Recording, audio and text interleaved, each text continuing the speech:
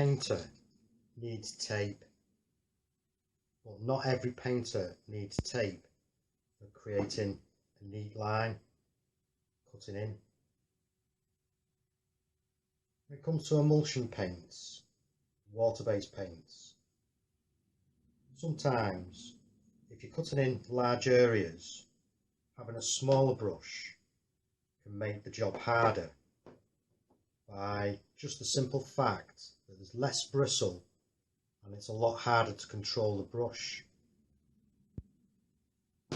Something like this 3-inch brush, there's a lot more bristle. I can still get that edge, but overall there's more brush to hold steady, more bristle.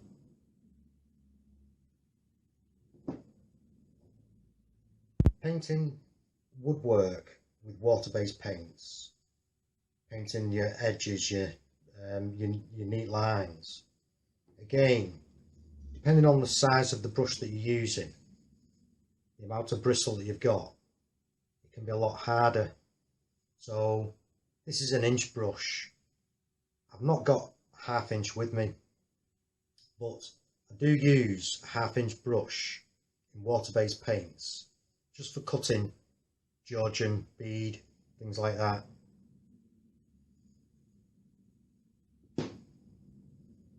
With these brushes, these are generally what I would use in my oil paints, or if they're new, then I would use in emulsion paints till they wear slightly, then they go into oil and they're a better brush. If you start to use tape, you start to rely on it too much, you can waste a lot of time putting it on.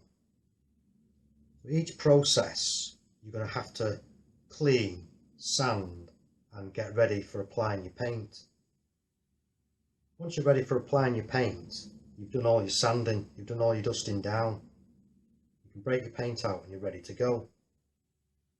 If you've got to apply tape, then especially if you're taping up glass, you've got to make sure your right angles are right. You're going to have to start cutting with a blade. When you apply your first coat of paint and the tape's wet, you either remove the tape at that point or allow the first coat of paint to dry. When that first coat of paint has dried, it's going to create a seal over that edge of the tape. Now when you come along to put your second coat of paint on, whether it be your second coat of satin, your second coat of emulsion, or your coat of gloss because you've undercoated, then you're not going to want to leave that tape to dry, the paint to dry onto the tape. You're going to want to remove the tape.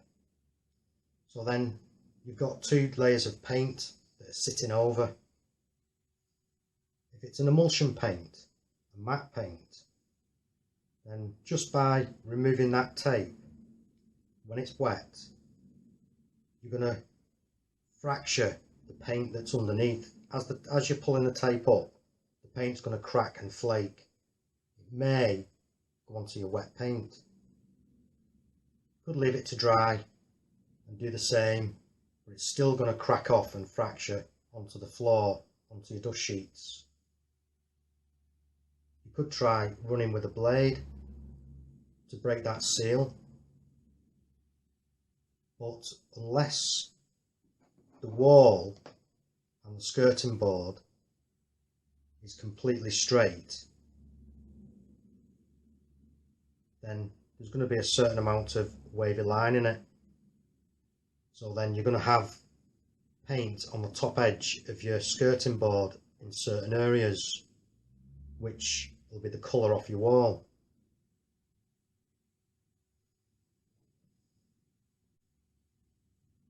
If you're on your ladder outside, it's 16 foot up, working on a window, and once all your prep's done and your filling and all the sanding's done, then you want to be able to start to paint. So say if you're working on a Georgian window where a brush like one of these is good.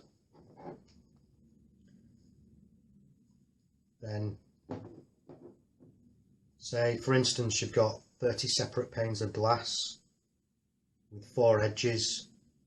You're looking at 120 edges that you're going to have to tape up.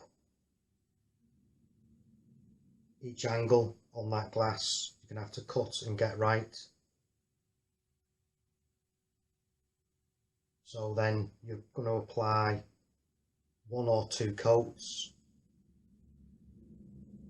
Generally, if you're applying 2 coats, then again it's undercoat and gloss, 2 coats of satin. You may be putting a coat of varnish on just to freshen up. If you're applying 2 coats, then your first coat obviously will dry, again sealing that edge.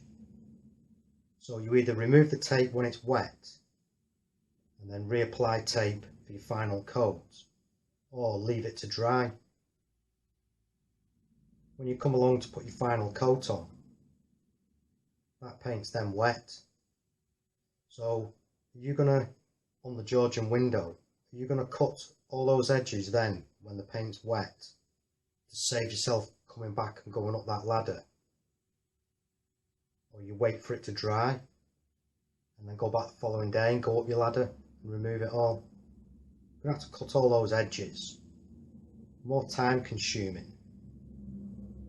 If you get used to working with your brushes, knowing how they work and choosing the right brush for the right job, you save a lot of time and headache. So when they get to something like this, these are perfect for, like I say, Georgian bead, things like this, working outside large areas, good for cutting in gloss work. Garage doors, you may get 2 separate colours on the door and you need a large brush. You're not going to start messing around with tape on something like that. Again, you want to be able to paint and move away from that door or windowsill, and you need it to be perfect. You don't want to be coming back to it. If you're painting outside exterior emulsion, maybe painting 2 colours, then you don't want to be masking up again, because you've got to be able to leave that job without having to come back. If you're constantly having to remove tape, you can be applying tape, you'll just be wasting so much time. Choose the right brush and you won't have a problem. When I first started at college, I was using rollers and natural bristle brushes. So that was in your emulsion paints, your varnishes and your glosses.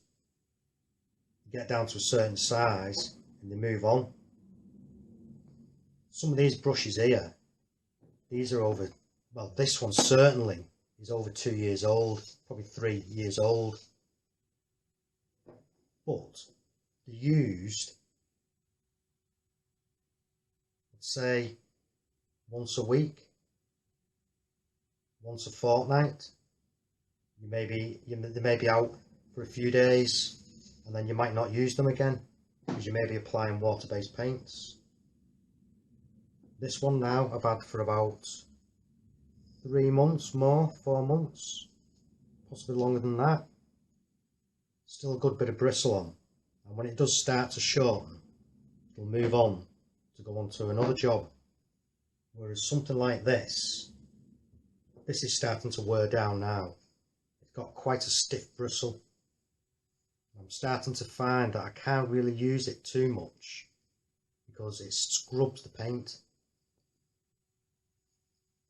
But when I first started off, like I say, in college, I was using these natural bristle brushes, but when I went out working with my dad, when we were applying emulsion, we didn't have rollers, we were using the oil brushes, natural brushes, and flat brushes for applying the emulsion. My dad had to explain to his customers what orange peel was, what the texture would be left on the wall. Whereas with a brush, applying it with a brush, you get hardly any marks in the paintwork. Flat, smooth finish. So even cutting in colours, cutting in up to ceilings using these, getting into smaller areas, then you drop back to your brushes, even something finer. So being able to work with your brushes, understand your brushes, saves you a lot of time, and using tape can be annoying. Again, every painter needs tape, masking up certain things, holding sheets together, covering, but straight lines, always use a brush, because again, nothing's ever completely straight or true. You just always get a better finish. So some may need to use tape, which, you know, it's not an offence, you know. If you do need to use tape, just remember that removing it can cause certain problems, just simply with the paint drying. You need to break a seal, so you're either not fracturing up or not leaving any tape on. Sometimes, depending on the type of tape you use, you can be left with bits of tape stuck to the paintwork. If you get a really good tape, then, you know, there are advantages, as in you won't have any problems here. You'll still have possible paint fracturing off the tape, because as you pull it, it's flexible, it stretches. Again, even with this masking tape for emulsion, this is stiff, but when you lift the tape, the paint's going to fracture off. So if you can get used to using brushes, and especially natural bristle brushes, you wear down and then you're able to use them at each stage. Whereas something like this, once they get to a certain point, doesn't matter if they've got a fine tip. See the bristle there on the end, how it's a bit lighter? Well, supposedly softer tip, but they wear down, and eventually you're just down to the bristle. These wear differently. If you notice, the bristles on these, they seem to be a lot stumpier, a lot flatter, whereas these are a gradual point. So something like that doesn't wear the same.